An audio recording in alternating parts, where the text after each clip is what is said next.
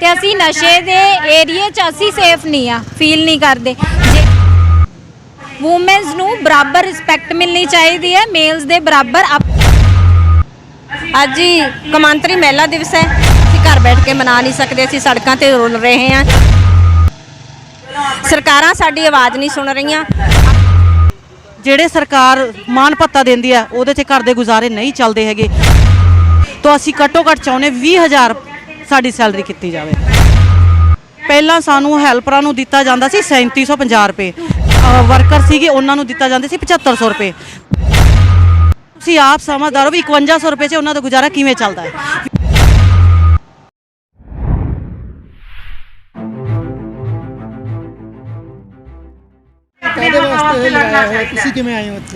Happy women's day to ਆਲ।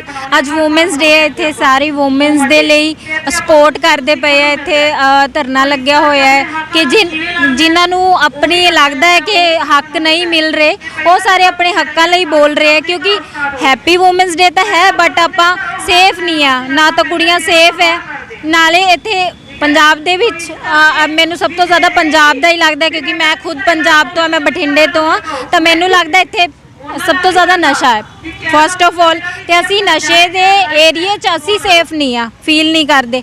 ਜੇ ਨਸ਼ਾ ਹੋ ਰਿਹਾ ਤਾਂ ਉਹਦੇ ਮਾਵਾਂ ਨੂੰ, ਭੈਣਾਂ ਨੂੰ, ਘਰ ਵਾਲੀਆਂ ਨੂੰ, ਸਭ ਨੂੰ ਤਕਲੀਫ ਹੈ। ਤਾਂ ਸਭ ਤੋਂ ਪਹਿਲਾਂ ਇਹ ਜੜ ਖਤਮ ਹੋਣੀ ਚਾਹੀਦੀ ਹੈ। ਇਹ ਕੋਈ ਬਹੁਤ ਵੱਡੀ ਗੱਲ ਨਹੀਂ ਹੈ, ਖਤਮ ਕਰ ਸਕਦੀ ਹੈ ਜੇ ਗੌਰਮੈਂਟ ਐਫਰਟ ਲਏਗੀ ਤਾਂ ਇਹ ਚੀਜ਼ ਵੀ ਖਤਮ ਹੋ ਜਾਏਗੀ।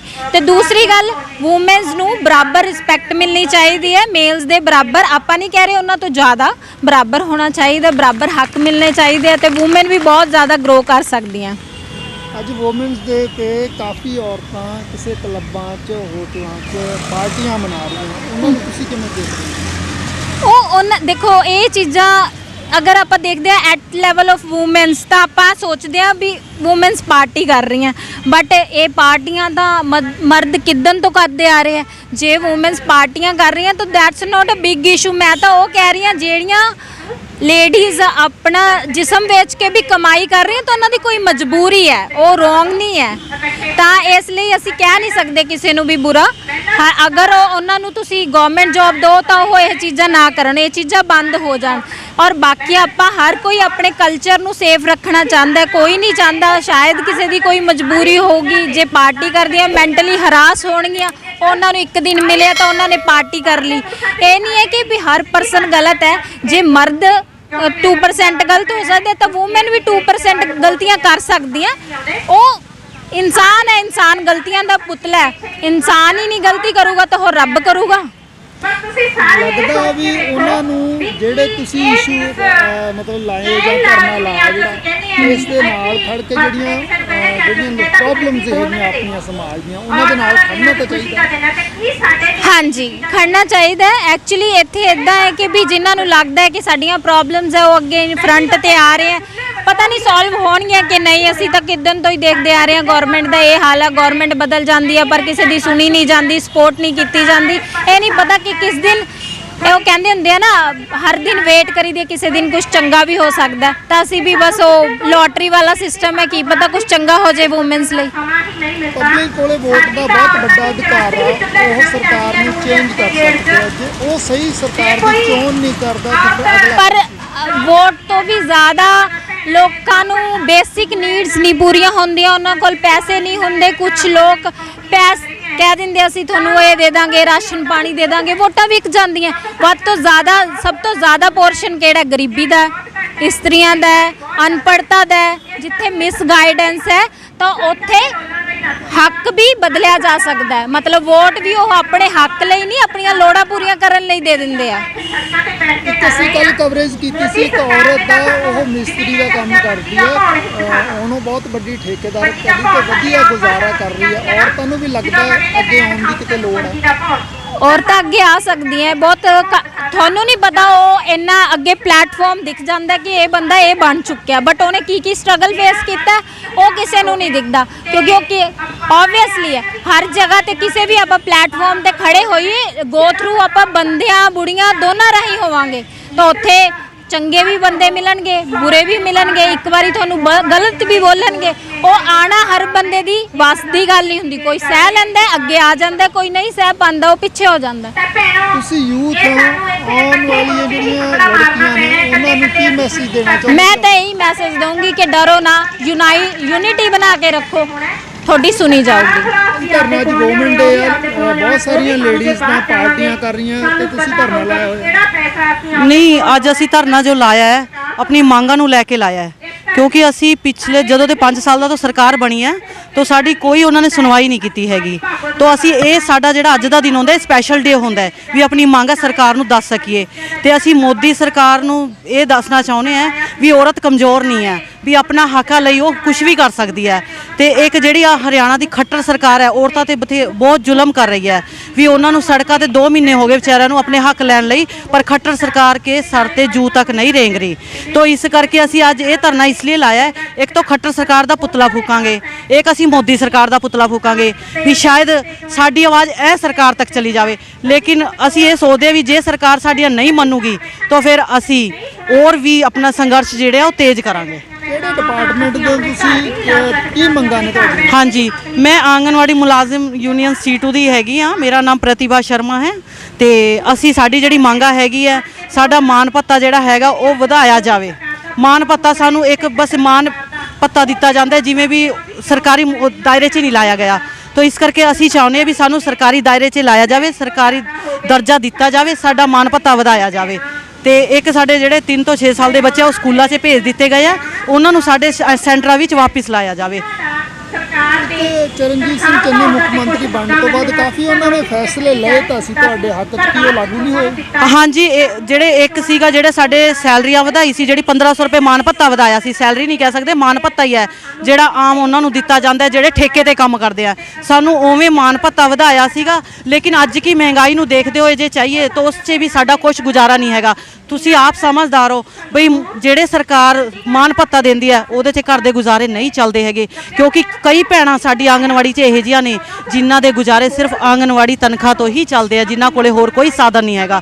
ਤਾਂ ਅਸੀਂ ਘੱਟੋ ਘੱਟ ਚਾਹੁੰਦੇ 20,000 ਸਾਡੀ ਸੈਲਰੀ ਕੀਤੀ ਜਾਵੇ। ਜਿਹੜਾ ਮਾਨ ਭੱਤਾ ਵਧਾਇਆ ਸੀ ਉਹ ਕਿੰਨਾ ਕੁ ਵਧਾਇਆ ਸੀ ਤੇ ਪਹਿਲਾਂ ਕਿੰਨਾ ਸੀ? ਹਾਂਜੀ, ਪਹਿਲਾਂ ਸਾਨੂੰ ਹੈਲਪਰਾਂ ਨੂੰ ਦਿੱਤਾ ਜਾਂਦਾ ਸੀ 3750 ਰੁਪਏ, ਤੇ ਜਿਹੜੇ ਵਰਕਰ ਸੀਗੇ ਉਹਨਾਂ ਨੂੰ ਦਿੱਤਾ ਜਾਂਦੇ ਸੀ 7500 ਰੁਪਏ, ਤੇ ਉਹਨਾਂ ਨੇ ਹੁਣ 1500 ਰੁਪਇਆ ਵਰਕਰ ਦਾ ਤੇ ਕੀ ਕਹਿੰਦੇ 750 ਰੁਪਇਆ ਹੈਲਪਰ ਦਾ ਵਧਾਇਆ ਹੈ। ਤੇ ਪਰ ਉਹ ਜਿਹੜਾ 700 ਰੁਪਇਆ ਵਧਾਇਆ ਹੈ ਉਹਦੇ ਨਾਲ ਹੈਲਪਰ ਭੈਣਾਂ ਜਿਹੜੀ ਕਈ ਮੇਰੀ ਬਜ਼ੁਰਗ ਵੀ ਹੈ, ਜਿਹੜੀ ਵਿਧਵਾ ਵੀ ਹੈ, ਜਿਨ੍ਹਾਂ ਨੂੰ ਇਸੇ ਗੁਜ਼ਾਰੇ ਨਾਲ ਤਾਂ ਤੁਸੀਂ ਆਪ ਸਮਝਦਾਰ ਹੋ ਵੀ 5100 ਰੁਪਏ 'ਚ ਉਹਨਾਂ ਦਾ ਗੁਜ਼ਾਰਾ ਕਿਵੇਂ ਚੱਲਦਾ ਹੈ। ਵੀ ਇਸ ਕਰਕੇ ਅਸੀਂ ਚਾਹੁੰਦੇ ਵੀ ਜਿਹੜਾ ਮਾਨ ਭੱਤਾ ਹੈ ਗਰੀਬ ਵੀ ਉਹ ਵਧਾਇਆ ਜਾਵੇ। ਇੱਕ ਪਾਸੇ ਆਂਗਨਵਾੜੀਆਂ ਦੀ ਤਨਖਾਹ ਬਹੁਤ ਨਗੂਣੀ ਜੀ ਹੈਗੀ ਹੈ, ਦੂਸਰੇ ਪਾਸੇ ਜਿਹੜੇ ਅਦਾਰਿਆਂ ਦੇ ਵਿੱਚ ਕੁਝ ਇਹੋ ਜਿਹੇ ਮੁਲਾਜ਼ਮ ਵੀ ਨੇ ਜਿਹੜੇ ਲੱਖ 1.5 ਲੱਖ ਰੁਪਏ ਤਨਖਾਹ ਲੈਂਦੇ, ਉਹਨਾਂ ਨੂੰ ਕਿਵੇਂ ਦੇਖਦੇ? ਹਾਂ, ਮੈਂ ਇਹ ਗੱਲ ਵੀ ਕਰਨਾ ਚਾਹੂੰਗੀ, ਸਰਕਾਰ ਨੂੰ ਇਹ ਮੈਸੇਜ ਦੇਣਾ ਚਾਹੂੰਗੀ, ਜਿਹੜਾ ਇੱਕ ਮੁਲਾਜ਼ਮ ਸਰਕਾਰੀ ਕੁਰਸੀ ਤੇ ਬੈਠਾ ਹੈ ਜਿਹੜਾ 1.5 ਲੱਖ रुपया तनख्वाह ले रहा है वो काम उस हिसाब नहीं करता, क्योंकि वो की करता है ਜਿਹੜੇ छोटे मुलाजिम होंगे सारे काम उन्होंने सौंप दिए जाते हैं। ਅਸੀਂ ਉਸੇ ਵਰਗ ਚੋਂ ਆ ਜਾਂਦੇ ਜਿਵੇਂ ਕਿ ਆਂਗਨਵਾੜੀ ਮੁਲਾਜ਼ਮ। ਸਾਡੇ ਆਂਗਨਵਾੜੀ ਮੁਲਾਜ਼ਮ ਜਿਹੜੇ ਹੈਗੇ ਨੇ ਵਿਚਾਰੇ, ਉਹਨਾਂ ਨੂੰ ਜਿਹੜੇ ਵਾਧੂ ਘੱਟ ਕੰਮ ਹੈ, ਕੋਈ ਸਰਵੇ ਦੇਤਾ, ਕੋਈ ਕਰੋਨਾ ਦਾ ਦੇਤਾ, ਕੋਈ ਮਰਗਤ ਦਾ ਦੇਤਾ, ਕੋਈ ਮਰਦ ਸਵਾਰੀ ਦਾ ਦੇਤਾ, ਇਹ ਸਾਰੇ ਜਿਹੜੇ ਕੰਮ ਹੈ ਉਹ ਵਾਧੂ ਘੱਟੂ ਸਾਨੂੰ ਕੰਮ ਦਿੰਦੀ ਹੈ ਤੇ ਉਹਦਾ ਜਿਹੜਾ ਹੈਗਾ ਸੈਲਰੀ ਨਹੀਂ ਦਿੱਤੀ ਜਾਂਦੀ। ਔਰ ਇੱਕ ਜਿਹੜਾ ਮੁਲਾਜ਼ਮ 1.5 ਲੱਖ ਰੁਪਇਆ ਲੈ ਰਿਹਾ ਹੈ ਉਹ 1.5 ਲੱਖ ਸਿਰਫ ਇੱਕ ਕੁਰਸੀ ਤੇ ਬੈਠੇ ਦਾ ਲੈ ਰਿਹਾ ਹੈ, जबकि वो काम ਉਹਨਾਂ ਤੋਂ ਕਰਾਉਂਦਾ ਜਿਹੜੇ ਇਹ ਆਂਗਨਵਾੜੀ ਹੋ ਗਏ, ਆਸ਼ਾ ਵਰਕਰਾਂ ਹੋ ਗਈ, ਜਿਹੜੇ ਲੋਕ ਵੀ ਭੱਤੇ ਦੇ ਕੰਮ ਕਰ ਰਹੇ ਆ, ਉਹਨਾਂ ਨੂੰ ਸੈਲਰੀ ਦੇ ਵਿੱਚ ਨਹੀਂ ਲਾਇਆ ਜਾਂਦਾ। ਕਈ ਪੱਖਾਂ ਤੋਂ ਅਸੀਂ ਪੁੱਛਦੇ ਹਾਂ ਜਾ ਕੇ, ਲੋਕ ਕਹਿੰਦੇ ਵੀ ਜਿਹੜੇ ਪ੍ਰਾਈਵੇਟ ਅਦਾਰੇ ਠੀਕ ਆ, ਵੀ ਤਨਖਾਹ ਘੱਟ ਤੇ ਕੰਮ ਜ਼ਿਆਦਾ, ਸਰਕਾਰੀ ਮੁਲਾਜ਼ਮ ਜਦੋਂ ਕੁਰਸੀ ਤੇ ਬੈਠਦੇ ਆ ਪੱਕੇ ਹੋ ਜਾਂਦੇ ਤੇ ਕੰਮ ਕਰਨਾ ਬੰਦ ਕਰ ਦਿੰਦੇ ਆ, ਇਸ ਕਰਕੇ ਪ੍ਰਾਈਵੇਟ ਹੀ ਹੋਣਾ ਚਾਹੀਦਾ। हाँ, तो मैं तो ये कहनी हाँ भी ਜਿਹੜੇ ਹੈਗੇ या तो सब ਨੂੰ ਸਮਾਨ ਭੱਤਾ ਦਿੱਤਾ ਜਾਵੇ, ਚਾਹੇ ਉਹ ਸਰਕਾਰੀ ਹੈ ਚਾਹੇ ਉਹ ਪ੍ਰਾਈਵੇਟ ਹੈ। ਜੇ ਸਮਾਨ ਭੱਤਾ ਨਹੀਂ ਦਿੱਤਾ ਜਾਂਦਾ ਜਾਂ ਜੋ ਇਨਸਾਨ ਕੰਮ ਕਰ ਰਿਹਾ ਵੀ ਉਹਨੂੰ ਉਹਦੀ ਸੈਲਰੀ ਵਧਾ ਕੇ ਦਿੱਤੀ ਜਾਵੇ, ਕਿਉਂਕਿ ਇੱਕ ਮੁਲਾਜ਼ਮ 50,000 ਲੈ ਰਿਹਾ ਹੈ, ठीक है, वो डॉक्टर है या कोई ਸਰਕਾਰੀ ਟੀਚਰ ਹੈ ਉਹ 50,000 ਲੈ ਰਹੀ ਹੈ, ਪਰ 50,000 ਦਾ ਉਹ ਕੰਮ ਨਹੀਂ ਕਰ ਰਹੀ। ਕਿਉਂ ਨਹੀਂ ਕਰਦੀ? ਕਿਉਂਕਿ ਉਹਦੇ ਕੋਲ ਸਰਕਾਰੀ ਨੌਕਰੀ ਹੈ। ਜਿਹੜਾ ਪ੍ਰਾਈਵੇਟ ਹੈਗਾ ਜਿਹਨੇ ਵਿਚਾਰੇ ਨੇ ਮਜ਼ਦੂਰੀ ਕਰਨੀ ਹੈ ਵੀ ਦਿਹਾੜੀ ਕਰਨੀ ਹੈ, ਅਗਲਾ ਕਹਿੰਦੇ ਚਲੋ ਅਸੀਂ ਕਰ ਲੈਂਦੇ ਹਾਂ। ਇਸ ਕਰਕੇ ਜਿਹੜੇ ਪ੍ਰਾਈਵੇਟ ਮੁਲਾਜ਼ਮ ਹੈ ਉਹਨਾਂ ਨੂੰ ਉਹਨਾਂ ਦੇ ਹਿਸਾਬ ਦੇ ਕੰਮ ਦਾ ਮਾਣ ਭੱਤਾ ਨਹੀਂ ਦਿੱਤਾ ਜਾਂਦਾ। ਤਾਂ ਮੈਂ ਸਰਕਾਰ ਤੋਂ ਗੁਜ਼ਾਰਿਸ਼ ਕਰਦੀ ਹਾਂ ਵੀ ਜਿਹੜੇ ਵਿਚਾਰੇ 10-10 ਹਜ਼ਾਰ 'ਚ ਨੌਕਰੀਆਂ ਕਰੇ ਜਾਂ ਠੇਕੇ ਤੇ ਕੀਤੇ ਗਏ ਆ ਜਾਂ ਜਿਵੇਂ ਆਂਗਨਵਾੜੀ ਮੁਲਾਜ਼ਮ ਹੈਗੇ 10,000 ਲੈ ਰਹੇ ਆ, ਵੀ ਉਹਨਾਂ ਦੀ ਸੈਲਰੀਆਂ ਵਧਾ ਕੇ ਦਿੱਤੀ ਜਾਣ ਤੇ ਉਹਨਾਂ ਤੋਂ ਜਿਹੜਾ ਕੰਮ ਲਿੱਤਾ ਜਾਂਦਾ ਵਾਧੂ ਘਾਟੂ ਵੀ ਉਹਦਾ ਵੀ ਉਹਨਾਂ ਨੂੰ ਮਾਣ ਭੱਤਾ ਦਿੱਤਾ ਜਾਵੇ। ਜਦਕਿ ਇਹ ਸਰਕਾਰ ਸਾਨੂੰ ਕੋਈ ਮਾਣ ਭੱਤਾ ਨਹੀਂ ਦੇ ਰਹੀ। ਇੱਕ ਸਰਕਾਰ ਜਿਹੜੀ ਹੈਗੀ ਹੈ ਵੀ ਜਿਹੜਾ ਮਾਣ ਭੱਤਾ ਦਿੰਦੀ ਹੈ ਉਹ ਵੀ ਉਹਨਾਂ ਨੂੰ ਟਾਈਮ ਤੇ ਨਹੀਂ ਦਿੱਤਾ ਜਾਂਦਾ। ਵੋਟਾਂ ਵੀ ਪਿੱਛੇ ਲੰਘ ਕੇ ਗਈਆਂ, ਹਾਂਜੀ, ਵੋਟਰ ਕੋਲੇ ਬੜੀ ਵੱਡੀ ਤਾਕਤ ਹੁੰਦੀ ਹੈ ਵੀ ਉਹ ਵਧੀਆ ਸਰਕਾਰ ਆਪਦੀ ਚੁਣ ਸਕਦੀ ਹੈ। ਕਮੀ ਰਹਿ ਜਾਂਦੀ ਹੈ ਵੀ ਤੁਸੀਂ ਸਰਕਾਰ ਦੇ ਅੱਗੇ ਫਿਰ ਧਰਨੇ ਲਾਉਣੇ ਪੈਂਦੇ, ਤੁਸੀਂ ਆਪਣੀ ਮੰਗ ਨਹੀਂ ਪੂਰੀ ਕਰਵਾ ਸਕਦੇ। ਇਹ ਅਸੀਂ ਦੱਸਦੇ ਆ ਵੀ ਜਿਵੇਂ ਹੁਣ ਵੋਟਾਂ ਆ ਗਈਆਂ, ਲੋਕੀ ਕੀ ਕਰਦੇ, ਵੋਟਰ ਜਿਹੜੇ ਹੁੰਦੇ ਨੇ ਵੀ ਉਹਨਾਂ ਦੇ ਘਰਾਂ 'ਚ ਜਾ ਕੇ ਲੋਕਾਂ ਨੂੰ ਖਰੀਦ ਲੈਂਦੇ ਆ। ਜਿਵੇਂ ਕਿਸੇ ਨੂੰ 1000 ਦਾ ਲਾਲਚ ਦੇਤਾ, ਕਿਸੇ ਨੂੰ ਕਿਸੇ ਦਾ ਲਾਲਚ ਦੇਤਾ, ਉਹ ਵਿਚਾਰਾ ਗਰੀਬ ਬੰਦਾ ਕੀ ਕਰੂਗਾ? ਜੇ ਉਸਕੋ 1000 रुपये मिलेगा वो ਉਹਦੇ 'ਚ ਵੀ ਖੁਸ਼ ਹੋ ਜਾਂਦਾ। ਲੇਕਿਨ ਉਹਨਾਂ ਨੂੰ ਇਹ ਨਹੀਂ ਪਤਾ ਵੀ ਸਾਡਾ ਇੱਕ ਵੋਟ ਕਿੰਨਾ ਕੀਮਤੀ ਹੈ, ਵੀ ਜੇ ਆਪਾਂ ਆਪਣੀ ਵੋਟ ਨਾ ਵੇਚਾਂਗੇ ਤਾਂ ਆਪਣੇ ਹੱਕ ਦੀ ਸਰਕਾਰ ਅਸੀਂ ਲਿਆ ਸਕਦੇ ਹਾਂ ਸਰਕਾਰ 'ਚ। ਇਸ ਕਰਕੇ ਅਸੀਂ ਚਾਹੁੰਦੇ ਹਾਂ ਵੀ ਲੋਕਾਂ ਨੂੰ ਇਹੀ ਸੰਦੇਸ਼ ਦੇਣਾ ਚਾਹੁੰਦੇ ਵੀ ਕਦੇ ਵੀ ਵੋਟ 1000 रुपये ਜਾਂ 2000 'ਚ ਜਿਹੜੇ ਵੀ ਲੋਕ ਖਰੀਦਦੇ ਆ ਉਹਨਾਂ ਨੂੰ ਸਿੱਧਾ ਮੂੰਹ ਤੋੜ ਜਵਾਬ ਦਿੱਤਾ ਜਾਵੇ ਜਦੋਂ ਉਹ ਘਰੇ ਆਉਂਦੇ ਆ ਵੋਟ ਮੰਗਣ। ਤੇ ਇਸ ਕਰਕੇ ਜੇ ਅਸੀਂ ਆਪਣੇ ਹੱਕ ਦਾ ਵੋਟ ਲਵਾਂਗੇ ਜਾਂ ਸਹੀ ਹੱਕ ਚੁਣਾਂਗੇ ਤਾਂ ਆਪਾਂ ਸਰਕਾਰ ਆਪਣੇ ਉਸ ਦੀ ਲਿਆ ਸਕਦੇ, ਜੋ ਆਪਣੀ ਸਰਕਾਰ ਸਾਡੀ ਸੁਣੂਗੀ, ਜੋ ਸਾਡੀ ਮੰਗਾਂ ਨੂੰ ਮੰਨੂਗੀ। ਤੇ ਹੁਣ ਉਮੀਦ ਇਹ ਕਰਦੇ ਆ ਵੀ 10 ਤਾਰੀਖ ਕੇ ਬਾਅਦ ਜਿਹੜੀ ਵੀ ਸਰਕਾਰ ਆਉਂਦੀ ਹੈ ਵੀ ਉਹ ਗਰੀਬਾਂ ਦੇ ਹੱਕ 'ਚ ਆਵੇ।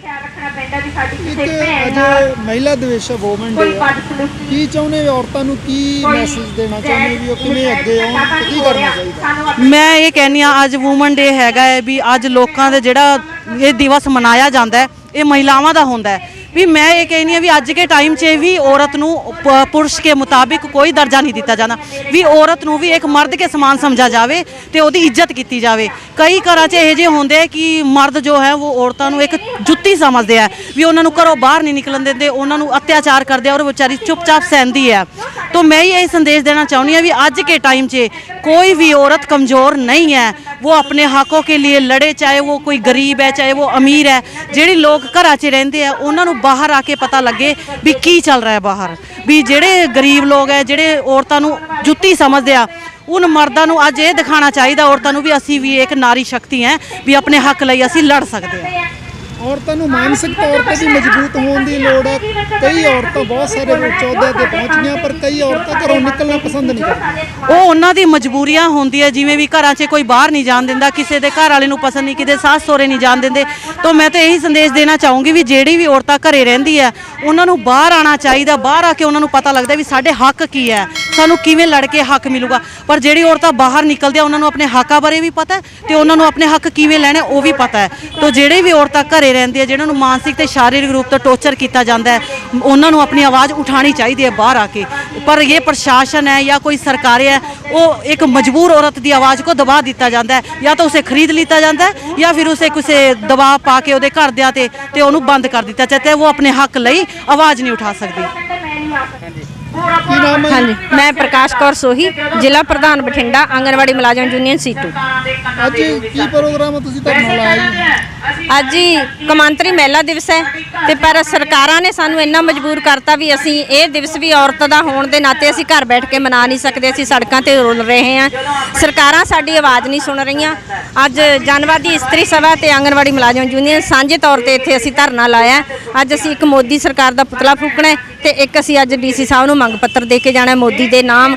ਜਿਹੜੀਆਂ ਸਾਡੀਆਂ ਹਰਿਆਣੇ ਦੇ ਵਿੱਚ ਪਿਛਲੇ 3 ਮਹੀਨਿਆਂ ਤੋਂ ਆਂਗਨਵਾੜੀ ਮੁਲਾਜ਼ਮ ਯੂਨੀਅਨ ਨਾਲ ਧੱਕਾ ਹੋ ਰਿਹਾ ਤੇ ਭੈਣਾਂ ਸੰਘਰਸ਼ ਦੇ ਰਾਹ ਤੇ ਬੈਠੀਆਂ, ਦਿਨ ਰਾਤ ਇੱਕ ਕਰ ਰੱਖਿਆ। ਉਹਨਾਂ ਨੂੰ 400 ਵਰਕਰਾਂ ਨੂੰ ਟਰਮੀਨੇਟ ਕਰਤਾ। ਅਸੀਂ ਉਹਨਾਂ ਦੀ ਹਮਾਇਤ ਤੇ ਆਏ ਹਾਂ। ਅੱਜ ਖੱਟਰ ਸਰਕਾਰ ਤੇ ਮੋਦੀ ਸਰਕਾਰ ਦਾ ਪੁਤਲਾ ਫੂਕਣਾ ਤੇ ਅੱਜ ਭੈਣਾਂ ਨੂੰ ਅਸੀਂ ਇੱਥੇ ਜਾਗਰੂਕ ਕਰਦੇ ਹਾਂ ਵੀ ਸਾਨੂੰ ਇਕਮੁੱਠ ਹੋ ਕੇ ਲੜਨਾ ਪੈਣਾ। ਅਸੀਂ ਸਰਕਾਰ ਦੇ ਜ਼ਬਰ ਤੇ ਜ਼ੁਲਮ ਵਿਰੁੱਧ ਇਕੱਤਰ ਹੋਏ। ਪੰਜਾਬ ਦੀਆਂ ਮੰਗਾਂ ਕੀ ਹਨ? ਪੰਜਾਬ ਦੀਆਂ ਮੰਗਾਂ ਸਾਡੀਆਂ ਜੀ ਪਿਛਲੇ ਲੰਬੇ ਸਮੇਂ ਤੋਂ ਸਾਡਾ ਜਿਵੇਂ TADA ਨਹੀਂ ਕੋਈ ਲੱਗ ਰਿਹਾ, ਸਾਡੀ ਕਿਤੇ ਕੋਈ ਮੀਟਿੰਗ ਹੁੰਦੀ ਹੈ ਸਾਨੂੰ ਉਹਦਾ TA ਨਹੀਂ ਮਿਲਦਾ। ਬਾਕੀ ਸਾਡੇ ਕੰਮ ਇੰਨੇ ਜ਼ਿਆਦਾ ਹੈ, ਸਾਡੀ ਤਨਖਾਹ ਬਹੁਤ ਨਗੂਣੀ ਹੈ। ਅਸੀਂ ਚਾਹੁੰਦੇ ਹਾਂ ਵੀ ਸਾਨੂੰ ਦਰਜਾ 3 ਤੇ ਦਰਜਾ 4 ਮੁਲਾਜ਼ਮ ਐਲਾਨਿਆ ਜਾਵੇ।